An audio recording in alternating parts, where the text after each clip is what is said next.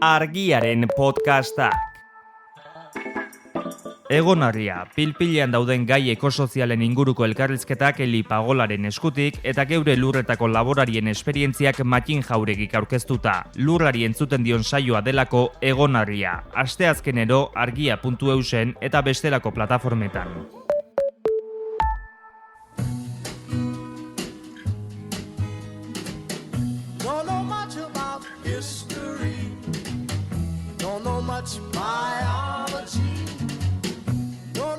Hau, oroimen histerikoa da. Historia diren istorioek txoratzen gaituztenon podcasta.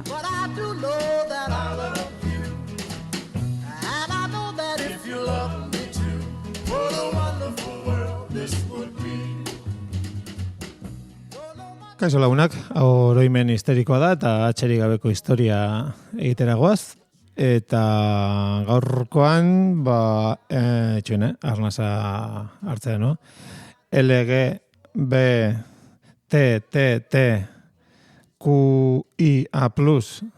mugimenduaren zatitxo batez, hitzeiteragoaz. Hain zuzen ere, G horretaz. Bai, hori da, ez? Ekainan gaude, LGBT eta beste hiedanek. Beste hiedanen arrotasunaren hilabetean, eta orduan, esan dezakegu, behartua gaudela, ez, gaia jorratzera, badakizu. Hilabete honetan, ia debekatua dago heterosexuala izatea. Beste gairik ez dago. Hori da. Eta beste aukerarik ez dago. Inposatu egiten zaigu. Hoxe ba. Eta zergatik G, zindan gure... Iazko ekainean, T letra aukeratu genuen, Silvia Rivera zitzen genuen, egia da bea etiketa zalea etzela, baina bai. Eta pixka bat, kolektiboaren barruan beste muturrera, ez? Jotzea erabakidez, Silvia Rivera transa zen, eta hori seguraski komunitate barruko talderik baztertuena, zaurgarriena da. Eta gainera Silvia Riberak zeuzkan beste bazterketa, kutsatxo guztietan klika jarrita. Txek. Pobrea, arrazalizatua, familia, egitura gabe batean, kalean bizitakoa, droga, prostituzioa. Eta orduan, seguraski letra hoien artean, Gea, gizonezko homosexualak izan daitezke komatxo artean privilegiatuenak. Eta gainera aukeratu dugu kolektibo horren barruan persona privilegiatu bat berez, ez? Ingelesa, txuria, familia honekoa, eta hori, eta... Zein da? Alan Turin. Badakizu zein den? Alan Turin, ni Turin bakarra eraztu nahi jaunakoa. Baina ez da hori. Naizta ezagun nola pixkata egiten zait, Azken urteetan gero eta gehiago hitz egiten da berari buruz eta bere lanaz, ez? Alan Turing zein izan zen, matematikari, filosofo, informatikari, kriptografo... Hori dena. Eta beste batzuk ere bai, beste titulo batzuk ere baditu. Eta bere bizitzaren berri emango dugu. Ia Zergatik hitz egiten da, agian hauska aurreratzea da bere bizitzaz, baina ez egin zuen, ezin zan, gure Turin jona. Lehenengo gauza egin zuena, beste guztio zela jaio egin zan. Hasiera ona? 1912ko ekainaren 23an, Londresen jaio zen, berez Indian jaiotzekoa zen, zearen naita, Julius Madison Turing, Britainiar Imperioaren Indiako zerbitzu zibilean ari zen lanean, gara hortan, baina gurasoek nahi zuten alan Britainia Handian jaiotzea, eta bertan aztea, eta berez lan utzialdia eskatu, eta Londreseko Paddington auzora itzuli ziren, eta jaio zen. India gara hartan Manchesteren bezen ingelesa bazen ere legeen arabera. Nahi zuten ingelesa izatea, ez? Hori da. Piskat raziz. Hotza eta ezetasuna bertuten. Hori da. Aldi gati joan zian, bai. Hori da. Ja txikitatik doain handia zituela erakutsi zuen, ez? Esaten dutenez, 3 astetan irakurtzen ikasi zuen bakarrik. Eta gero 16 urterekin ja Einsteinen lanak ezagutu eta ulertzen omen zituen. Noski. Eta gainera, kritikaren bat ere egin omen zion... Esteni. Bai, txikito. Bai. Sherborne eskolan matematikan eta zientzian asko nabarmendu zen, baina klasikoak ikasten ez zuen interesik, eta orduan, horren eraginez, ez zuen lortu beharrezkoa zen nota, berak aukerautako unibertsitatean sartzeko. Cambridgeko Trinity Collegeen sartu nahi zuen, eta ez zuen ez lortu, bigarren aukeraren alde egin behar izan zuen, eta Cambridgeen bertan, baina King's Collegeen... Eso da, obea? Ez. Okerro. Orduan esan dugu, ez? Izena ematen dugu handik eta obea dela. Gizon privilegioduna izan zela, baina agian hori izan zen bere... Bueno, oiko esaten da, esalako burmuin potoloa duen jende mota horrek, ez? Bere historian, hasieran beti, ez? Eskuntza reglatuan, edo... Hori da. Horrez. Bai, esaten duten ez, Sherborne eskolako irakaslekin ez zukan batera harreman honik, ez? Segurazki, lekzioak beraiei, ez, emango zidezkilako. Eta alako epizkat tirri hartzen zai, ez? Hori da. Ni. Hola.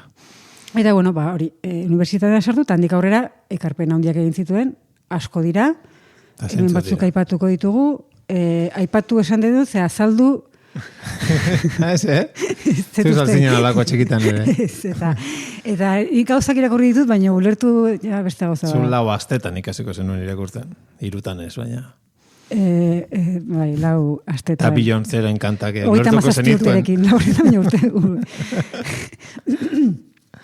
Kontua da, aipatuko dituz, saiatuko naiz azalpenen bat ematen, eta ez badut asmatzen, Turini buruz asko dago ikusteko eta irakurtzeko, eta euskeraz ere bai, esan dugu 1912an jaio zela, 2012an mendeurrenean Turinen urtea izan zen, eta zientzia.neten 3 artikulu badaude interesgarriak gehiago eta hobeto jakin nahi duenarentzat. Urte oso bat dedikatu diote alani, Bai. Jesu. Bai. Ona zan, Ikusiko dugu, zena zan. Bueno, lehenengo ekarpena, eta segurazki Turin ezaguna da, asko ez, neurri handi baten horregatik, eta da enigma ebaztea lortu zuela.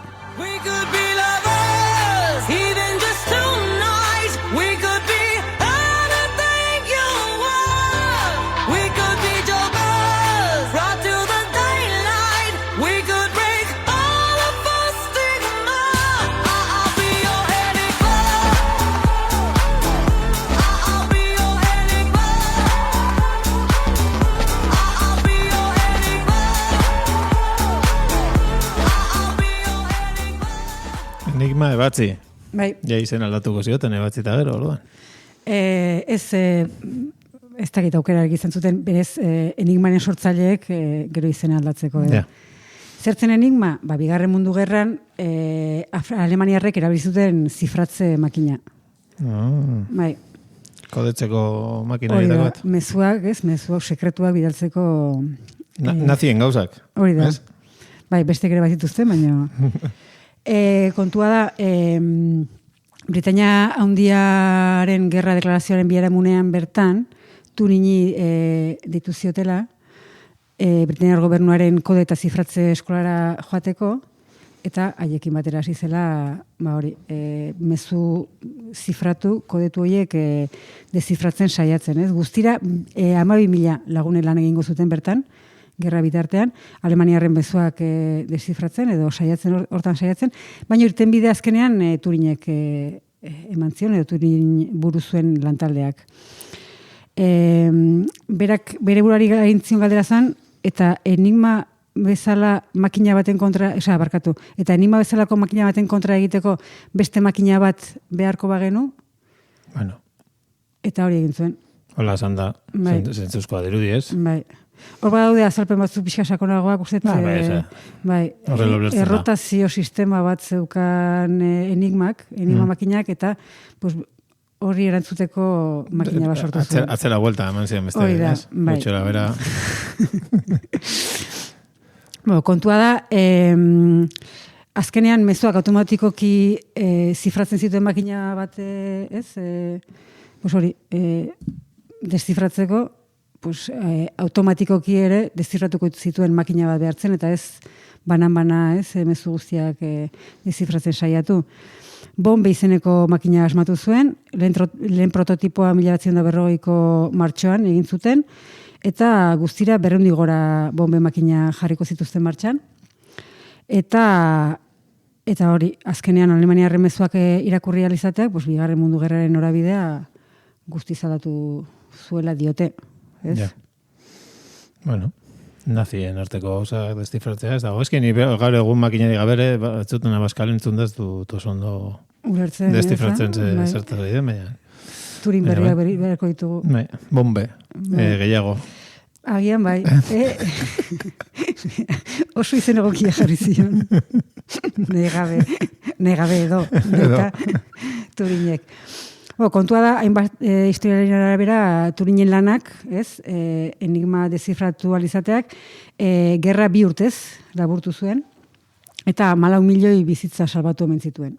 Hola, zeski, kalkulauta. Bai, gauza hauek nik uste pixkat erlatibizatu egin behar dira, esate bateako, orain dela gutxi, Ilonen 6an, okerrezpanago, Normandiako lehorre eratze operazioaren 80. urte horrena izan da, eta berriro ere, komunikabide guztitan, esan digute nola horri esker bapatean, 24 orduetan, hortxe munduaren norabidea. Mundua salbatu zen, dana aldatu zen, gutxi bera aldatu zen, bai, hori da. Testu ingururi gabe, askotan, eta... historia kontutan irabazleak, azten direnean, irabazlei buruz idazten, eta kontakizuna sortzen, ez da izaten oso... ez da gitarik eta polita. Bai, eta gainera, incluso Normandian bertan, Turinen makinak, eragina izan zuen. Ella quiere guerra como en Normandia. Yo quiero fugarme, soy Sarriona India. Dice que le moro porque hago mucho el tacolo. Muchos cuando río, pero nadie cuando lloro. Qué guapo está esto. Si me has visto reír, me ves llorar. Yo quiero creerte, no necesitar. Turinen makinak egiten zuen denetarik. Bombek, bai. Baina Turinek beste makina batzuk ere sortu zituen. Eta esan daiteke ordenagailu modernoen aita zela, ez?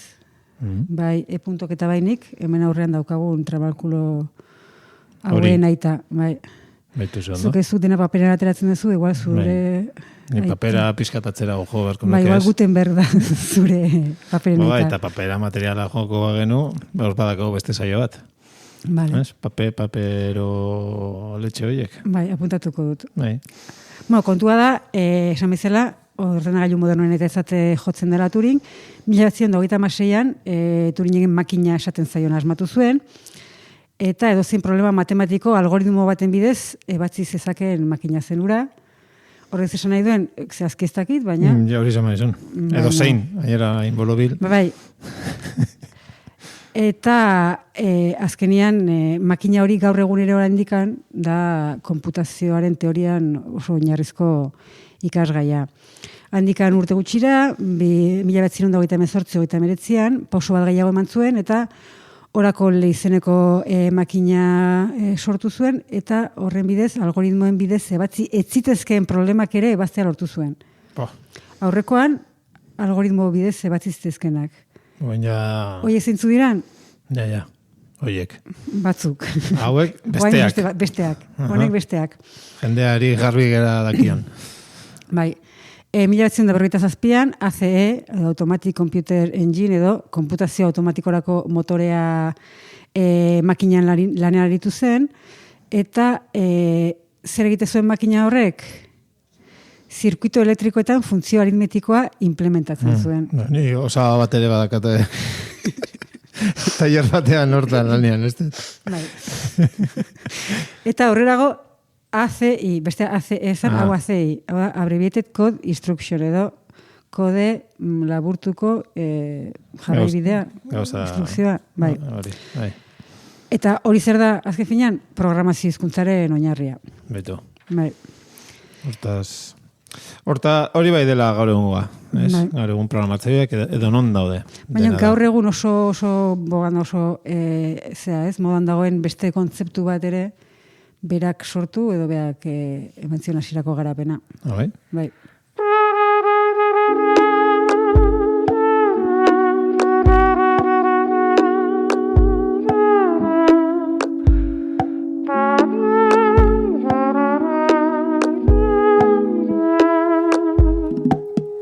Inteligencia artificial, éramos tú y yo capaces de entendernos, aprendiendo a conocernos. Creamos nuestro modo un día. Bueno, pentsatu nahi dut, adimen artifiziala izango dela. Bai, eta ez boleroak. Temazo hau entzun da. Bai, 1947an urte sabatikoa hartu zuen, Cambridgeko unibertsitatetik. Nekauta gango zen izona. Bai, baina ez zuen atxen hartzeko... Asterik izan? Ez, erabili. Gehiago pentsatzeko nik uste etera utzizuela. Fuerte pentsalariak nolako dien, Bai. Eta adimen artifizialari buruzko oinarrizko lan bat idatzi zuen orduan, baina bizi zen bitartean etzen argitaratu, gerora argitaratu da lan hori. Handik 3 urtera, 1950an, bai argitaratu zuela beste lan bat, saiakera bat, konputazio makinak eta adimena izenekoa, eta bertan azaldu zen lehenengoz, Turinen testa deritzona. Hori ezagun nahi zaizu, ez? Nik uste Turin ezagutzen duen apurra, agian horti datorrela. Bai, nik uste azken urteetan asko aipatzen dela hori. Eta berez, testa imitazio joko tradizional baten oinarritu zuen, ez? Eta joko horren arabera, oso joko binarioa da, generalen aldetik. 3 pertsona daude jokoan, galdegilea bat, eta gero gizon bat eta emakume bat. Galdegilea beste gela edo beste leku batean dago, eta denak ulertzen duten hizkuntza batean komunikatzen da beste biekin. Eta galdegilearen helburua da gizona eta emakumea bereiztea. Zezaia. Eta beste biena galdegileari biak emakumeak direla sinestaraztea. Hori bai. Bai. Orduan, bietako bat ordenagailu batez ordezkatu zuen Turinek eta helburua aldatu. Asmoa zen identifikatzea. Ordenata. Ez gizonezko, baizik eta hori da, ordenagailua. Makina zeintzen asmatzea, ez? Bere hitzetan, Alan Turinen hitzetan, konputagailu bat adimentsua dela esan daiteke, pertsona bat engainatu dezakeenean, makina ere pertsona dela sinestarazita.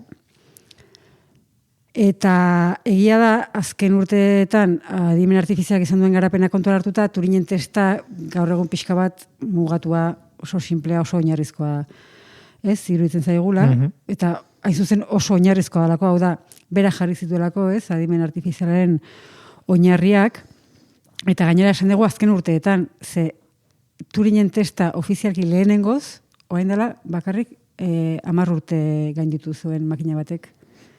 Nahiko ondo bindu zegoen. Eta izan zen 2014an Eugene Gutschmanek asmatutako edo bere chatbotak lortu zuen, epaimahai bat osatu zuten 30 epailerekin eta 30 konbentzitu zituen 13 urteko haur ukrainiar batekin chateatzen ari zirela.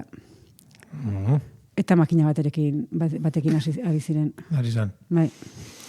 Bueno, chatbot potentea. Bai. Orduan. Bai. Baina testarekin berak esmatu zuen hori, horre jarri zuen oinarria, baina adimen artifizialak. Claro, imaginatu, 1950ko hamarkadan gaude. Bai. Turineko oraindik ez dauzka 40 urte, dauka atzean, ez? Ja, ekarpen horiek, aipatutako ekarpen horiek guztiak eta beste batzu gehiago, matematikaren biologia eta holako gauzak irakurri dute bai. Bai. Baina erresagia zian ekartzeko eta. Demora pasak. Eta orduan, imaginatu nolako etorkizuna zeukan gizon horrek. Eta zenba gauza egin zitzaken. Baina, arazo bat zuen, ez berak, gizarteak, seguraski, baina Alan Turing hasieran...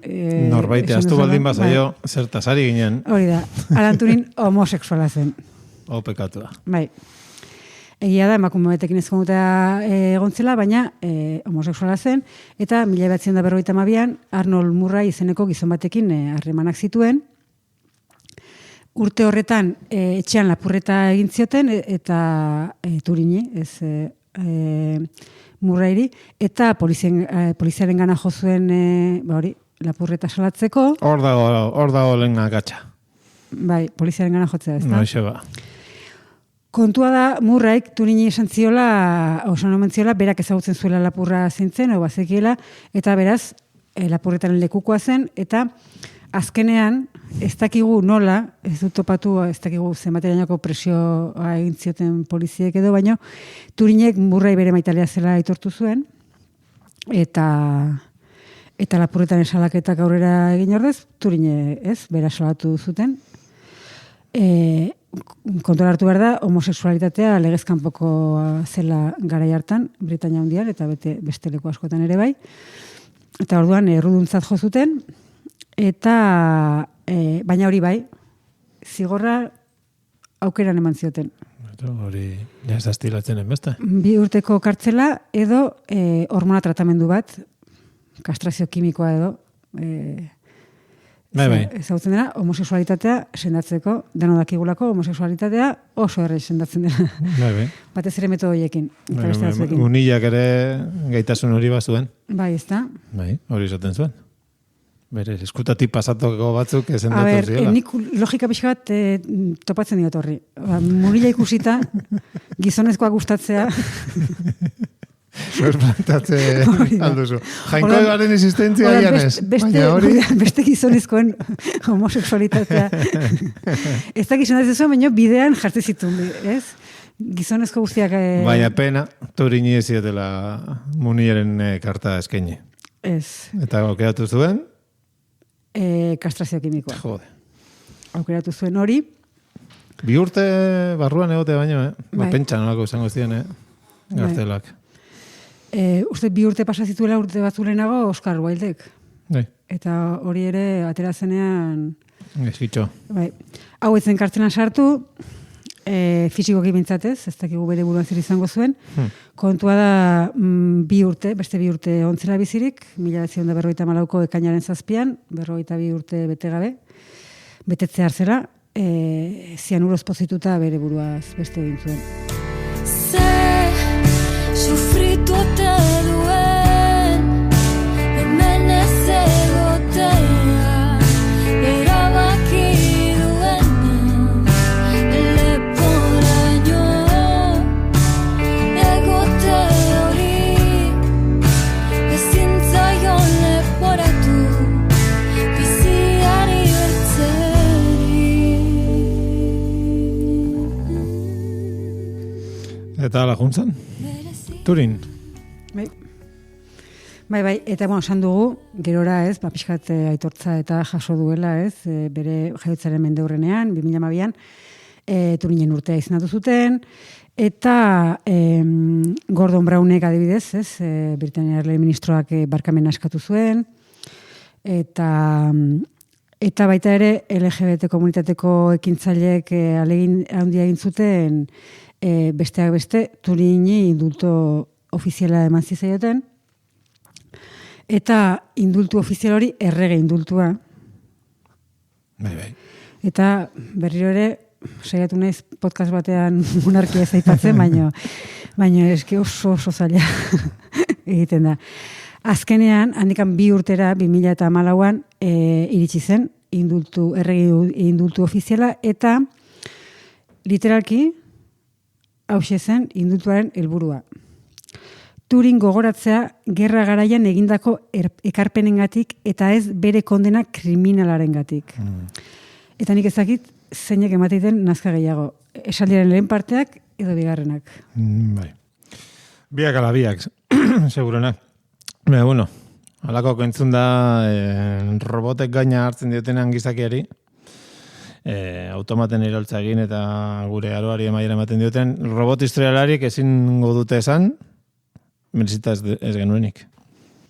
Bai, hori guzita esatezu, lehengo zatian gerrarena, hau da, egin zituen ekarpen guztiekin zuri bakarrik axola zaizu, gerra irabazten nola lagundu zizun. Antifasismoaren izenean agian, ez? Baina bigarrena ahaztutzea bere kondena kriminala. Zer nahi duzu? Aztutzea bera homoseksuala zela? Barkatu dezatela marikoia izatea. Hori zuten, ez? Edo ezen bere errua izan. Edo ahaztu dezagun, gure sistema judizialak, ez? Zer egin zion tipo honi. Bai. En fin. Apaturin. Argiaren podcastak. Podcast hau libre eta doan zabaldezakegu, Argiaren komunitatea osatzen duten milaka lagunek proiektua diruz babesten dutelako. Zuk ere kazetaritza independentea babestu nahi baduzu, egin Argiako kide. Argia, txikitik eragiten.